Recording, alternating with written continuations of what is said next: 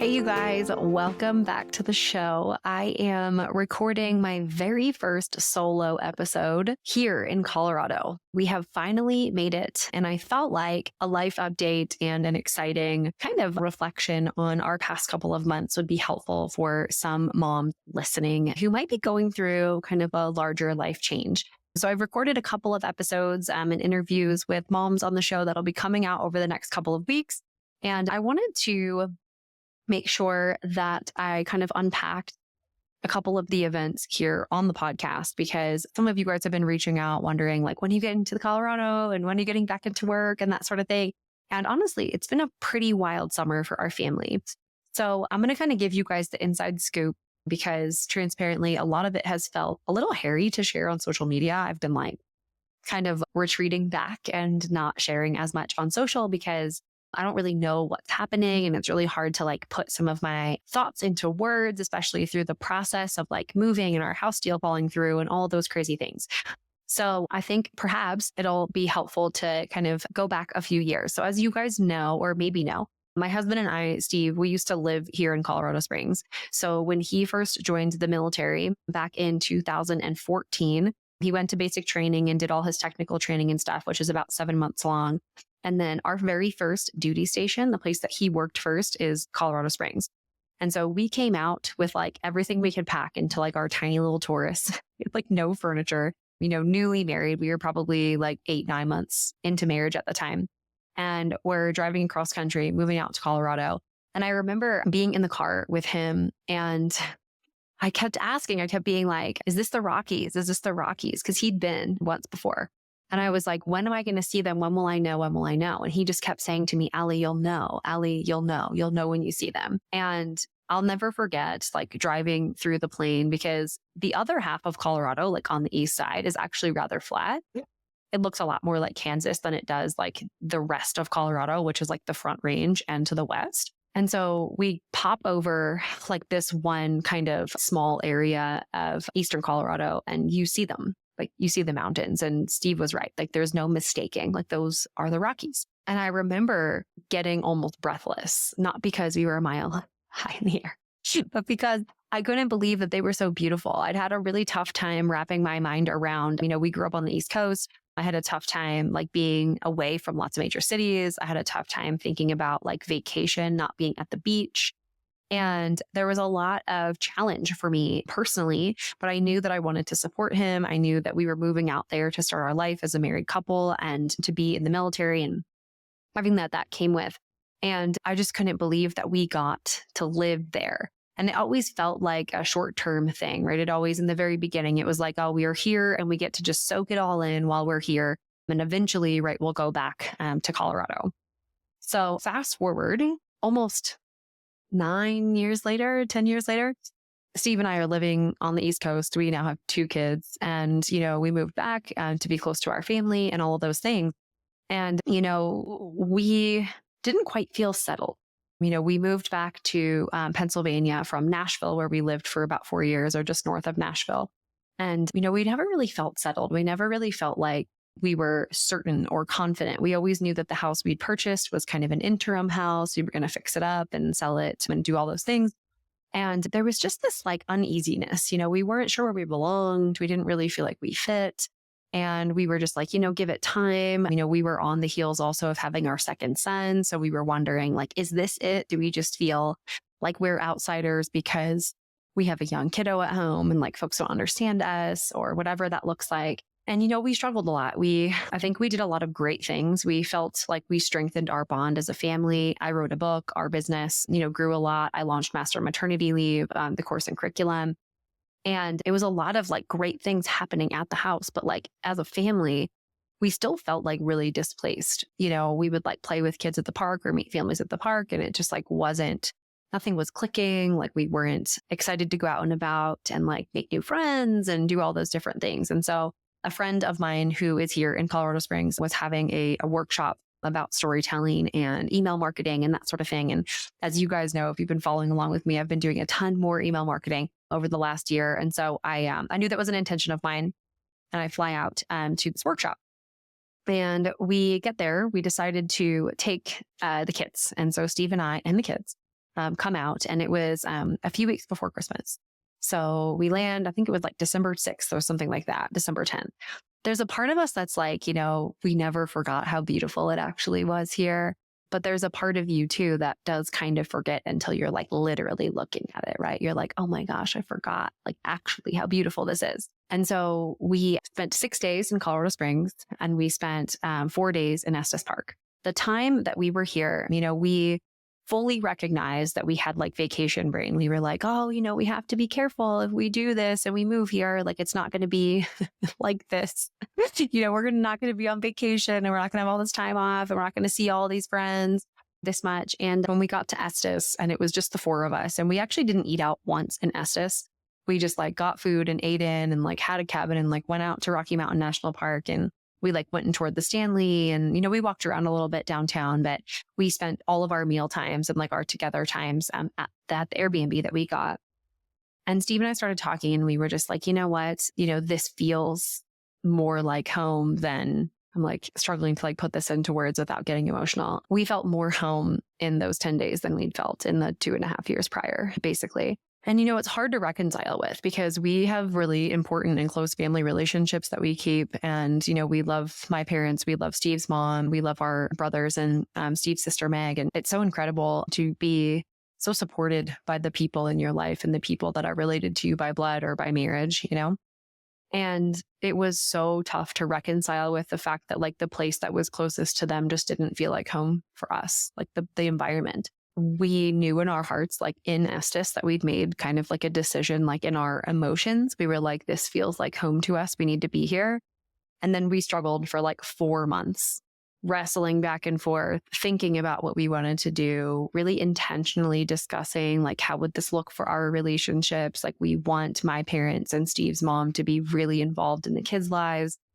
And, it just really was tough on us. And I think that the lesson, or the thing that I'm going to encourage looking back, and I'm going to share like all the craziness that we experienced through this move, is that like taking a leap of faith based on where like your heart has never really steered Steve and me wrong. We've made a lot of decisions, practical decisions, that also have been good and also have been bad. But there's been no time where like he and I just look at each other and we know in our gut, like, this is what we need to do. All of the times that we've done that, it's really ended up working out. And, sometimes it doesn't work out exactly the way you think, which is exactly what happened to us when we were planning this move and selling our house and everything.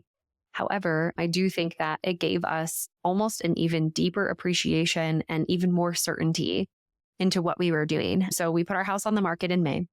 We had an offer and everything was all set up by the beginning of June. We were supposed to close on our house in early July. And the day before, the buyer had a relationship, an ex-husband or something, who like wouldn't come to the table to sign the papers to sell the house that they were in. And it was devastating. They sent us a termination notice the day before we were supposed to close. And, we thought about it. We were like, do we pursue legal action? Do we, really try and figure out how we can save this and like work with them, or rent the house to them in the meantime? Because it felt like the family, the wife and her new husband and their kids and everything, really wanted our house. They were super sweet people. And we just were like, oh, we don't want this to fall through. We really want to move on. We want to move forward. It was tough enough to like get to that decision. And we ended up just kind of throwing our hands in the air and saying, you know what, we're going to have to move on. It's not worth like going through and like suing this family or, trying to like, really pull them back to the table. So we moved on. We put our house back on the market, which if you guys have been following along, I kind of talked about that piece a little bit because, man, it was like we were at ground zero. I mean, like electric was turned off in the house. And we had no internet, and I run a business from home online. Like, it's so incredibly devastating to have to kind of just like feel like you're starting completely over from scratch.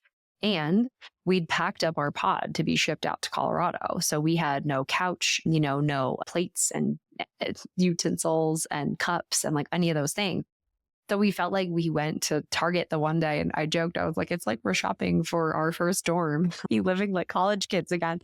Thankfully, the original buyers wanted our bed and our dining room set. So we had a place to sit and eat meals, and we had a place to sleep.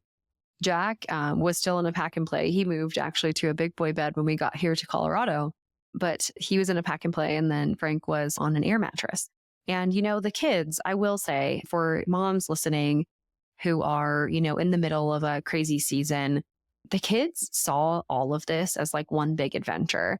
And I felt very disrupted, of course, like from work and from that sort of thing. I haven't felt like I haven't had a desk in like a long time, like a desk in an office, like a special place where I could work.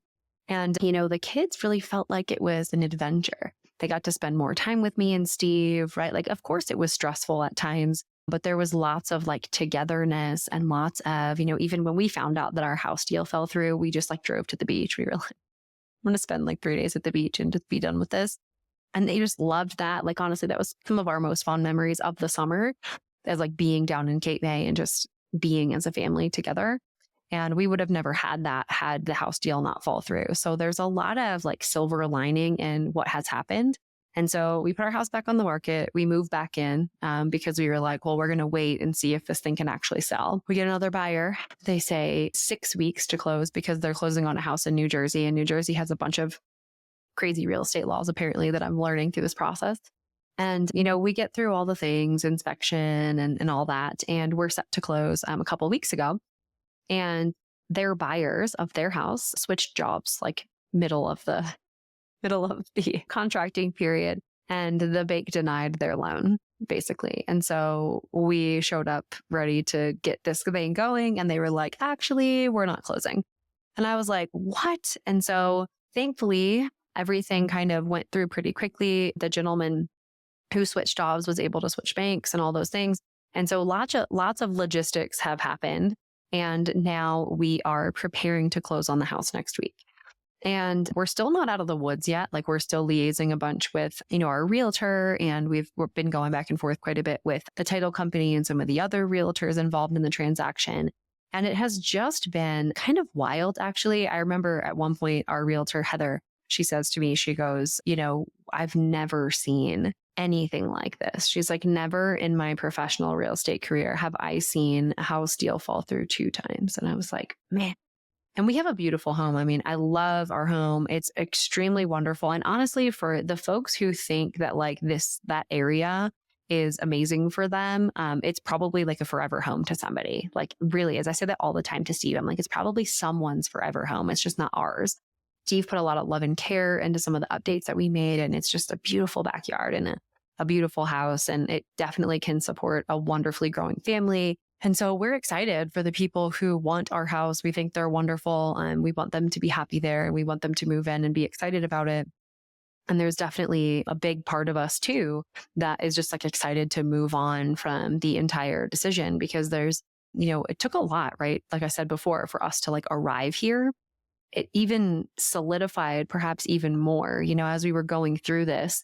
It was almost like the process was showing us like how hard we were willing to work actually to make this dream happen, and how much we were willing to sacrifice, and how uncomfortable we were willing to get to make this dream happen. And so I encourage you to think about that, because sometimes in the depths of it all, when we were eating off of plastic plates and eating ground beef like off the stove for the 17th time that week, it felt like it was happening to me, and I didn't know what to do, and I didn't have any control. And though all those things might have been true, I think what it was really doing was like proving that we really wanted it, that we were willing to do what was necessary or what was required to actually move on.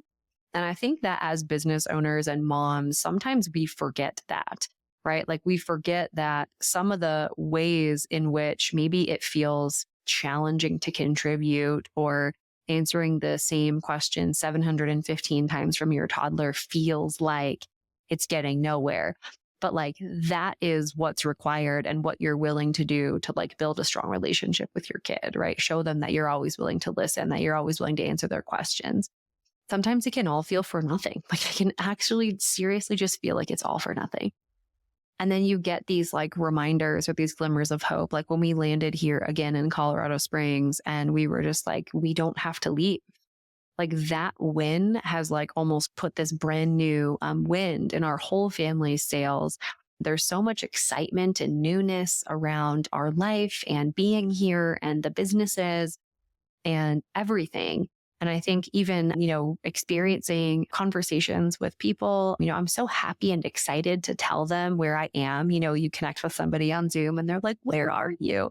And I'm like, I'm in Colorado Springs. And I'm just so excited about it. There's something about like taking a massive leap of faith and being excited about it. That energy does attract, other people who are excited and happy and taking risks and, making big bets on themselves. And so I encourage you, if you're listening to this and you're either, in the midst of something crazy or in a dark time or something is happening in your life that maybe feels out of control and maybe feels really disruptive, think of it as a requirement, right? To do the thing that you really want to do, right? It's required that we go through this really painful process of letting go of the East Coast to make sure that we know that we do really want this. Because I'll be totally transparent. If we would have moved in July and everything would have just worked out, right? We would have had no friction. And we might have in the back of our minds thought, maybe we made the wrong decision. Maybe we shouldn't be leaving our family. Maybe the kids should grow up on the East Coast. And I actually think that this process gave us the gift of certainty. It gave us the gift of being able to sit there and say, no, we definitely want this. Here's what we were willing to endure to make it happen. And I will say, listen, that what we went through probably pales in comparison to some of the crazy suffering that I know other families face when it comes to moving and changing situations and launching new businesses and closing down businesses. And there's a lot of things that are going to take place in the life cycle of, being an entrepreneur, a business owner, raising a family. It's a lot of stuff. And I think when we get those moments of certainty and clarity, we got to like hang on to them. We got to trust them and we got to follow them where they lead. So I am so excited to be here. I am so excited that, first and foremost, like we get to look outside and see mountains and go for hikes and be together, and it's sunny all the time. We have great friends in the area. So we've been getting together with friends and seeing their families. And we're just surrounded by a lot of people that we're really excited to do life with, and in an area that we feel really excited to explore and that really has possibility for our dreams of opening up and building a farm and living, and homesteading on that land. And, it's really cool to start to see some of these pieces fall into place. And sometimes it's actually not like you would have imagined it, right? A lot of things don't really work out the way you think. But if you are listening to this and in a tough season, or you're wondering, should I take a leap of faith? Or, is this thing that I'm doing that's not like everybody else, worth it? I say the answer is yes, right? You will get through it, right? It's going to be hard. And, it is worth it to take a leap of faith and to really follow like where your heart is taking you, especially if, it's something that is contributing to like a big goal or a big dream that you have. For us, a lot of the land in like New Jersey and Pennsylvania has already been developed, and there's already farms or there's already houses and townhomes and whatever on them. And out here in Colorado, it feels like there's this big open space to be able to kind of, stake our claim right in the Old West. And it feels really exciting, and it feels like we can dream without limits. And what that's done for our family just in a few short weeks has actually been nothing short of incredible. What it's done for me in my clarity and my direction of my business and my involvement in it and the moms I want to serve and just where everything is going has been incredible. I've never felt like a calm I have now. And just being here, being where you feel like you belong, actually just I think brings a really nice, like I said, calmness to it all. And I'm so excited that you guys are on this journey with me. I'm excited that the podcast this is the second year of Growing Pains. Actually, 2 years in August. So we celebrated 2 years. I actually forgot to celebrate it because we were in the middle of a gigantic move. But I am excited to bring you guys amazing guests. I'm excited to learn more about y'all and everybody who's listening. So if you love the show, please leave us a rating. It always feels weird to ask for one, but it really, really helps us, attract and, reach more folks just like you who love listening, who feel encouraged and inspired by the guests that we bring on. And if you are also loving the show, I would recommend that you share it with a friend, with a mom who has little kids at home and runs a business. I think that these conversations are like my therapy. I say it all the time. And it really does feel like, we're in this together. It feels like we can do life together and do like digital entrepreneurship together. I just am so grateful that, I have been investing in this community, that I've shown up on the podcast, and that, a lot of you guys have said such incredible things and have reached out to me about the move and all of this. So I figured I'd put it all in one place. That way you guys know what's going on here and where exactly we are. I'm so excited for an incredible Q4, an end to 2024. And I think 2025 is going to be the best year yet. So thank you guys so much for listening. And I'll see you guys next time on Growing Pains.